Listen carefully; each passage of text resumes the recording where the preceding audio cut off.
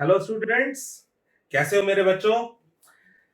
I hope last lecture electric field का आप सभी लोगों को समझ आया हो। जो मैंने एक फील दिलाने की कोशिश करी उस टॉपिक की, वो आप सभी तक पहुंची हो और आपने एंजॉय किया हो उसे।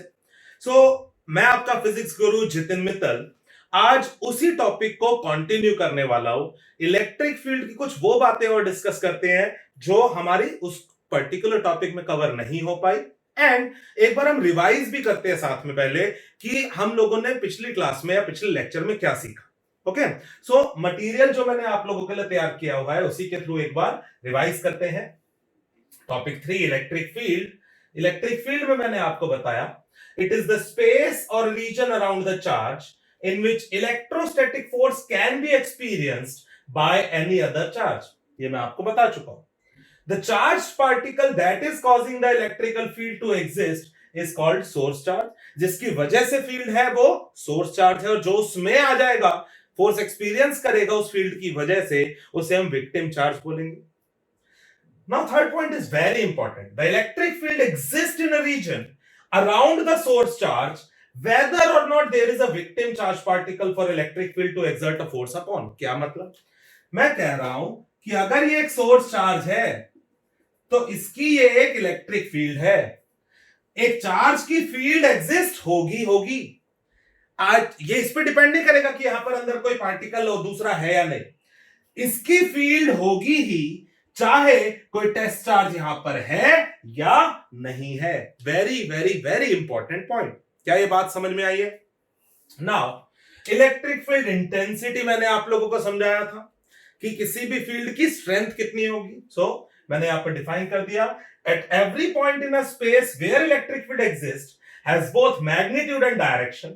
Electric field intensity is the mathematical representation of electric field. It is the strength of electric field at any point। जैसा कि मैंने आपको समझाया था, याद करो, A B C, इस पॉइंट पे अपनी एक स्ट्रेंथ है फील्ड की, इस पे अपनी है और इस पे अपनी है। क्या ये बात क्लियर है?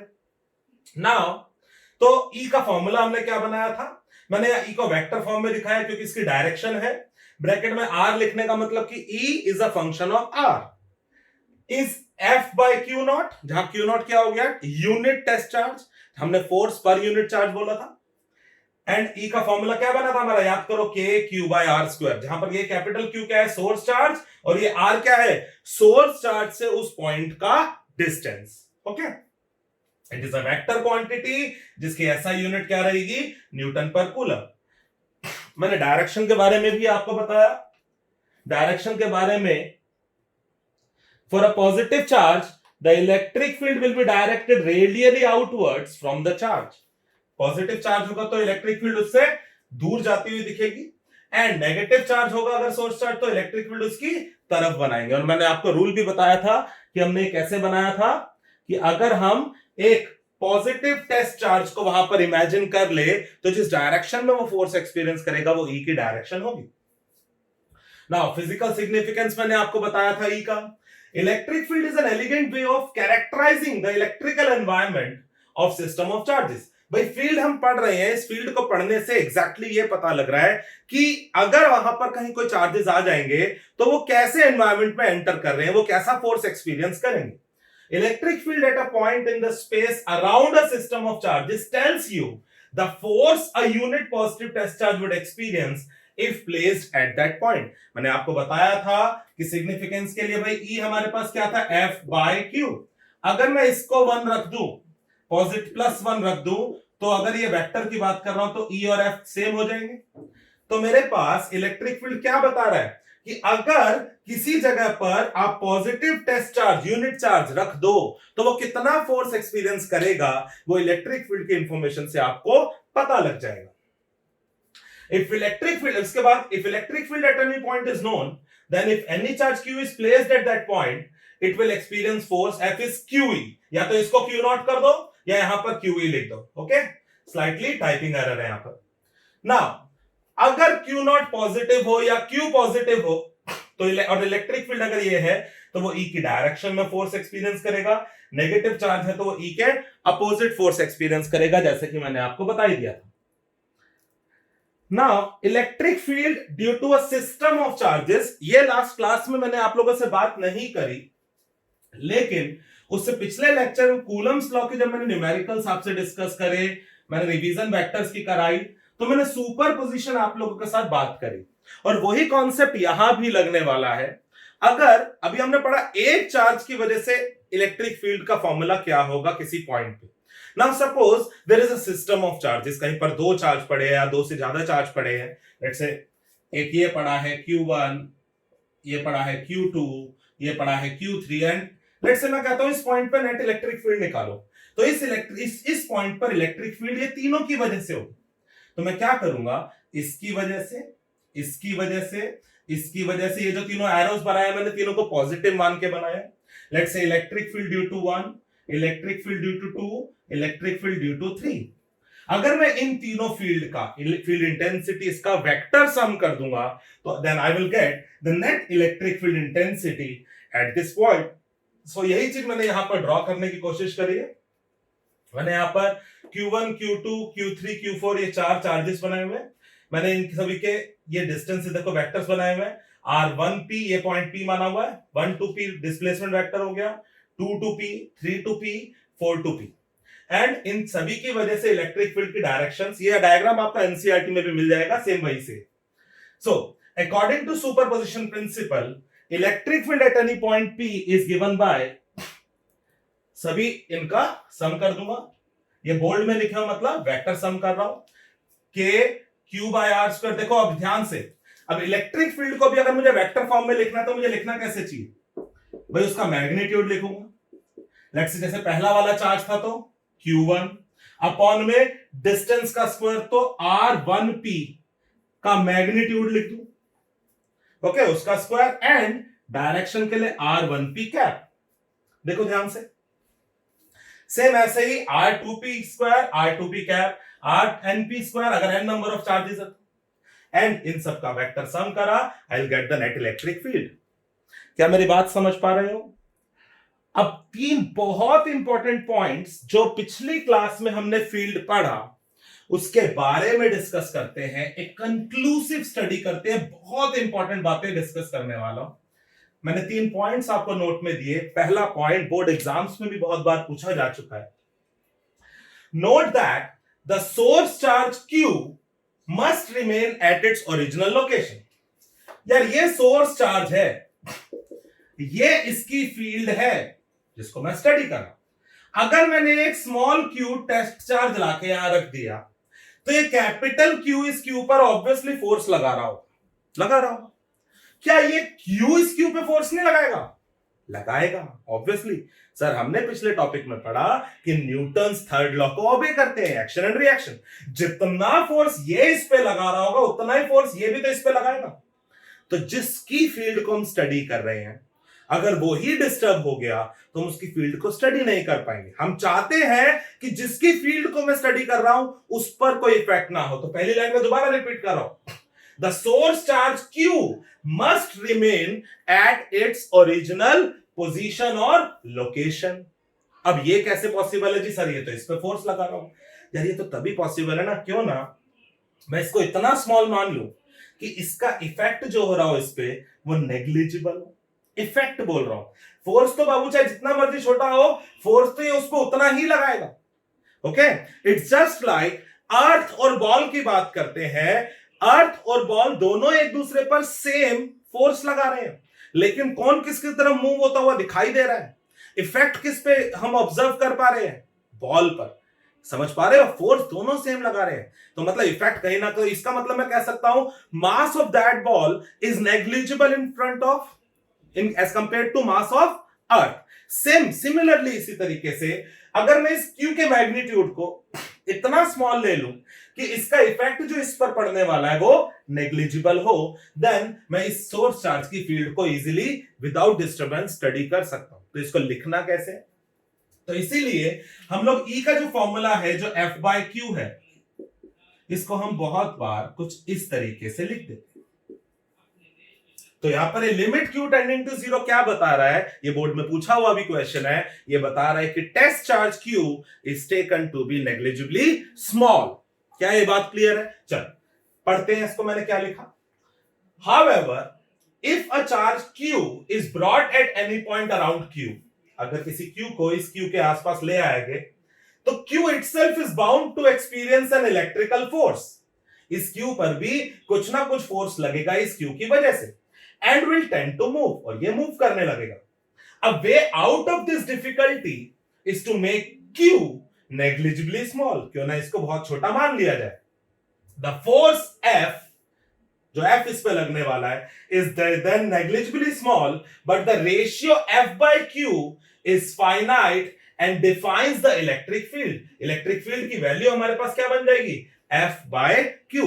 वो छोटा सा जो फोर्स है जो ये दोनों एक दूसरे पर लगा रहे हैं, वो छोटा सा फोर्स इसके लिए तो बहुत बड़ा हो गया क्योंकि इसकी वैल्यू इतनी कम है, इसका एक्सेलरेशन नोटिस में आ जाएगा, लेकिन इसके लिए वो नोटिस में नहीं आएगा। Okay, second point. तो क्या ये बात क्लियर है बच्चे सभी को? एग्जाम में पूछी जाने वाली बात।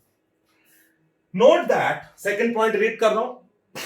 Note that electric field E due to capital Q, though defined operationally in terms of some test charge Q, is independent of Q। Sir इतनी सारी इंग्लिश कैसे पढ़ लेते हो?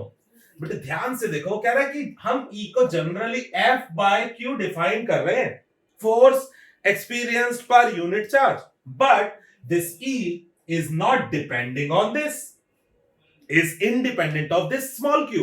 ये आज की सबसे पहली जो मैंने इलेक्ट्रिक फील्ड में तीसरा पॉइंट बताया था वही बात हो गई। ये एक सोर्स चार्ज है, इसकी अपनी एक फील्ड है, चाहे कोई क्यू हो या ना हो, और कोई फील्ड तो है हर जगह। ये अपनी एक फील्ड इंटेंसिटी लेके बैठा हुआ, ये उस क्यू पे डिपेंड नहीं करने वाली जो आने वाला है।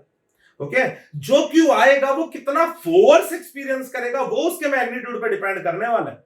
क्या ये बात क्लियर है? सो ई, चाहे हम F by Q लिख रहे हैं, लेकिन वो इस Q पे डिपेंड नहीं कर रहा है। दिस इज बिकॉज, क्यों है ऐसा? F is proportional to Q, F Q के प्रोपोर्शनल है, so that the ratio F by Q does not depend on Q। It's like कि कोई भी चार्ज, से मैंने इसी पॉइंट पर मैंने आपको कहा था, याद करो, Q1 लाके रखा, कितना फोर्स लगा, फिर मैंने Q2 लाके रखा, कितना फोर्स लगा, डिफरेंट लग रहा था। मतलब जो फोर्स एक्सपीरियंस हो रहा होगा वो किसके प्रोपोर्शनल है? Q के। सो इसका मतलब F by Q must be a constant. ठीक है, K नहीं लिखता फिर कैसे कंफ्यूज हो जाओगे? और वही कांस्टेंट एक्चुअली यहां पर क्या है? Electric field. So the ratio F by Q does not depend on small q। The force F on the charge Q due to the charge capital Q depends on the particular location of charge Q, which may take any value in the space around the charge Q। थोड़ा सा time लगाओ, जो मैं बातें समझा रहा हूं वो आप समझ पाओगे। ओके, एंड एक्चुअली अंडरस्टैंडिंग बहुत जरूरी है मेरे बच्चे। टाइम दो, स्टडी करो, रीड करो, बहुत अच्छे से मजा आएगा, क्योंकि बहुत इंटरेस्टिंग पॉइंट्स है जो मैं डिस्कस कर रहा हूं आपके साथ। Now third point, again very interesting funda। Since the magnitude of the force F on charge Q due to charge capital Q depends only on the distance r of the charge Q from charge Q, the magnitude of the electric field E will also depend only on the distance r। ये Q है, इससे r distance दूर मैंने एक point बनाया। इस point पर E कितना होगा मेरे बच्चे? सर इतना होगा, यही होगा। अगर मैं इतने ही डिस्टेंस पे यहां एक पॉइंट बना दूं, इतना ही होगा, यहां एक पॉइंट बना दूं। अगर मैं इस क्यू के r डिस्टेंस दूर पे कहीं पर भी कोई पॉइंट इमेजिन करूं, E का मैग्नीट्यूड यही आएगा, नहीं आएगा? यही आएगा। यही मैंने यहां पर लिखा कि magnitude of E will also depend only on the distance r। Thus, at equal distances from the charge capital Q, the magnitude of its electric field E is same। Mind it, magnitude of electric field, not direction। Direction हर जगह different होगी। The magnitude of electric field E due to a point charge is the same on a sphere with the point charge at center। Now see, अगर मैं इस capital Q से R radius पे एक sphere imagine करूं, उस sphere पे हर जगह E की वैल्यू सेम, मैग्नीट्यूड सेम होगा इस कैपिटल Q की वजह से। In other words, it has a spherical symmetry। इसी को spherical symmetry कहा जाता है। क्या ये बात समझ में आई है?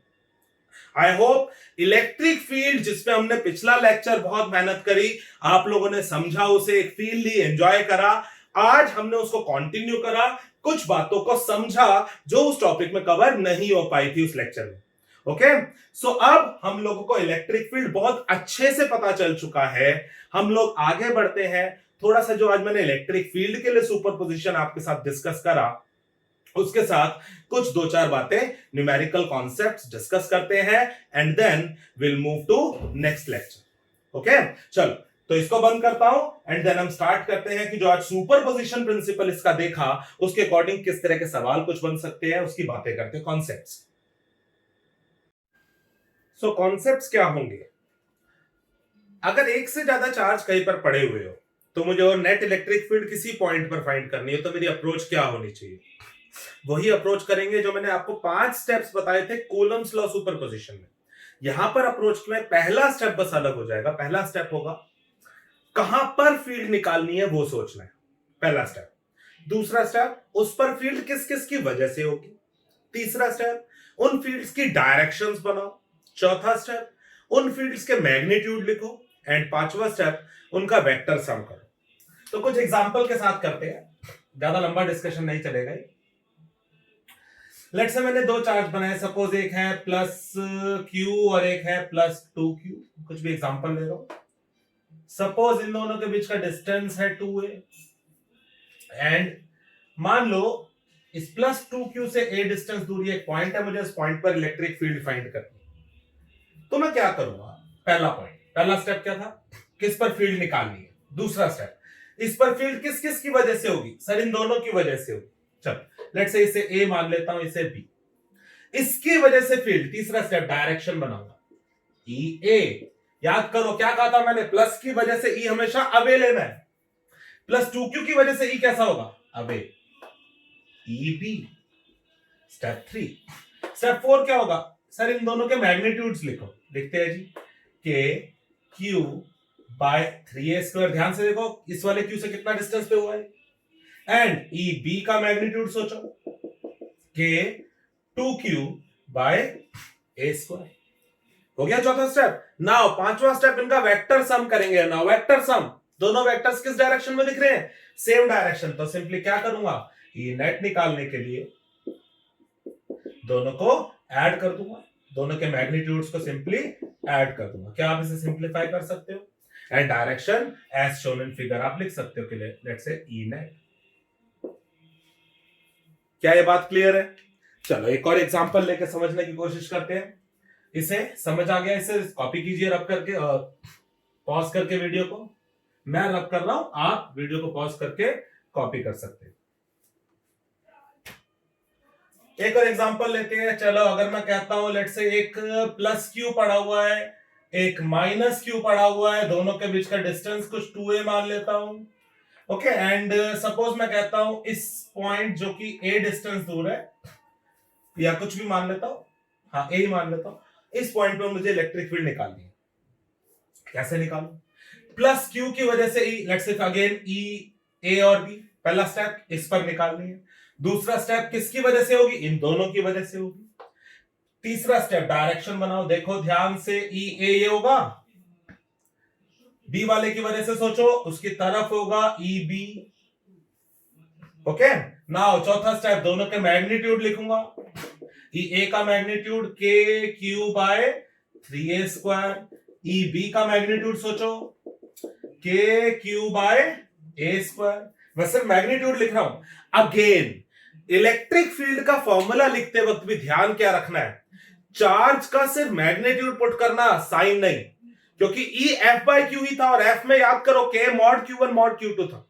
तो यहां भी मॉड चल रहा है बच्चे चार्ज में, ये बात का याद रखना है आप लोगों को। ओके, और डायरेक्शन के लिए प्लस की वजह से अबे लेना है, माइनस की वजह से टूवर्ड्स। नाउ ये नेट कैसे निकालूं? मैग्नीट्यूड, ऑब्वियसली दोनों अपोजिट डायरेक्शन में है, तो जो बड़ा है उसमें से छोटा घटा दूंगा। ध्यान से देखो इन दोनों में से ये बड़ा है, तो मैं के क्यू बाय a² में से के क्यू बाय 9a² सब्ट्रैक्ट कर दूंगा and I will get the result in the direction of E B. So this will be E net. क्या ये बात समझ में आई है? सो अगर आपको किसी भी पॉइंट पर इलेक्ट्रिक फील्ड फाइंड करनी हो because of a system of charges, तो आपने 5 स्टेप्स को फॉलो करना है। पहला, कहां पर फील्ड निकालनी है, दूसरा किस किस की वजह से वहां पर फील्ड होगी, तीसरा उन फील्ड्स की डायरेक्शंस बनाऊंगा, चौथा उन फील्ड्स के मैग्नीट्यूड्स लिखूंगा, एंड पांचवा वेक्टर सम उन सभी का कर दूंगा। क्या ये बात क्लियर है? आप खुद कुछ केसेस सोच सकते हो, आप खुद कुछ केसेस बना के देखो, खुद उनको ट्राई करो, क्योंकि सुपरपोजिशन पे मैं ऑलरेडी एक लेक्चर बना चुका हूं, कूलम्स लॉ के सुपरपोजिशन डिस्कस कर चुका हूं। ओके, सो अब आप लोग काफी क्वेश्चंस इसके कर सकते हैं। लेट्स से अगर मैं आपके लिए ये इस तरह से ट्राइंगल बनाऊं, मैं बोलूं एक प्लस क्यू यहां पड़ा हुआ है, एक प्लस क्यू यहां पड़ा हुआ है, मैं आपको बोलूं इस पॉइंट पर इलेक्ट्रिक फील्ड निकालो, क्या आप ट्राई कर सकते हो सभी लोग? सेम ऐसी सपोज करो, अगर मैं बोलूं एक माइनस क्यू यहां पड़ा हुआ है, एक प्लस क्यू यहां पड़ा हुआ है, एंड लेट्स से मैं इस तरह से ये ट्राइंगल बना रहा हूं जहां पर ये परपेंडिकुलर है ये लाइन। लेट्स से ये ए है, ये ए है, या कुछ से आर मान लेता हूं इन दोनों को, एंड लेट्स से ये मेरे पास 2a, ठीक है, इसको आर मान लेता हूं। क्या आप लोग इस पॉइंट पे इलेक्ट्रिक फील्ड फाइंड कर सकते हो? इसकी वजह से इधर होगा टूवर्ड्स, इसकी वजह से अवे होगा। ये डिस्टेंस सोच सकते हो, डिस्टेंस सोच सकते हो, ट्राई करोगे?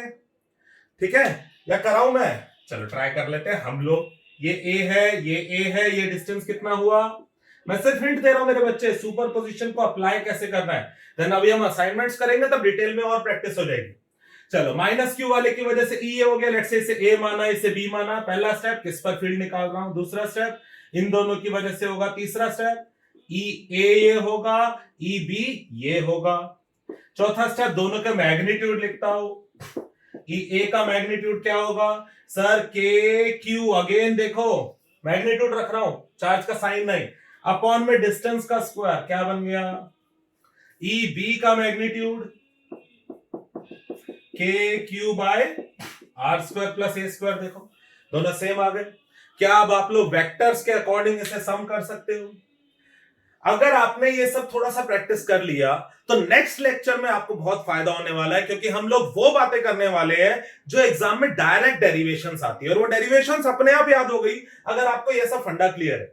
ओके, सो आज का टॉपिक हमारा इलेक्ट्रिक फील्ड हम लोग यहीं खत्म करते हैं। इलेक्ट्रिक फील्ड में एक बहुत इंपॉर्टेंट टर्म का मैं यूज करूंगा, और वो है इक्विलिब्रियम।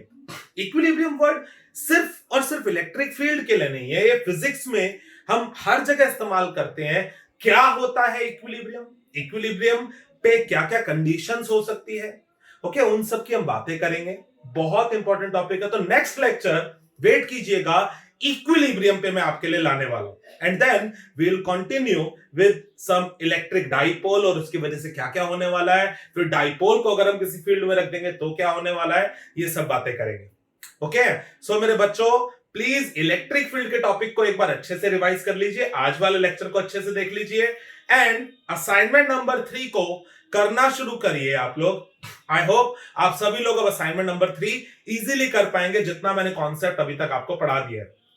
देन इलेक्ट्रिक डाइपोल पे मूव करेंगे, और फिर असाइनमेंट नंबर 4 करेंगे। तो आई होप इलेक्ट्रिक फील्ड की ये सब बातें आप सभी को अभी तक की क्लियर हो। कोई प्रॉब्लम? पक्का डन है? हम लोग आगे बढ़ सकते हैं। मुझे आदत हो गई है बच्चों के साथ ये सब बोलने की, मैं भूल जाता हूँ बार बार कि हम यूट्यूब पे मिल रहे हैं इस समय। मैं आपसे पूछता रहता हूँ बार बार, समझ आ गया, समझ आ गया, जबकि मैं पागल हूं, मुझे पता है आप लोग जवाब नहीं देने वाले हो। लेकिन आप लोगों के कमेंट्स और व्हाट्सएप के थ्रू जो मेरे पास रिस्पॉन्स आ रहा है, उससे मेरा कॉन्फिडेंस बन रहा है, मुझे बहुत अच्छा लग रहा है मेरे बच्चे। और मैं उम्मीद करता हूं कि हम लोग इसी तरीके से इंटरैक्ट करते रहेंगे, क्योंकि विदाउट इंटरैक्शन प्रॉब्लम सॉल्व नहीं हो सकती। Okay, so please electric field का लेक्चर 6 जो था और जो लेक्चर 7 जो मैंने अभी ये डाला है, इन दोनों को अच्छे से रिवाइज कीजिए, अच्छे से देखिए, कॉन्सेप्ट्स को बिल्ड कीजिए, नोट्स में से फील्ड को स्टडी कीजिए, असाइनमेंट नंबर 3 को ट्राई कीजिए, उसके डाउट्स के लिए मैं आपको इंफॉर्मेशन दूंगा। ओके, सो मिलते हैं, लव यू ऑल।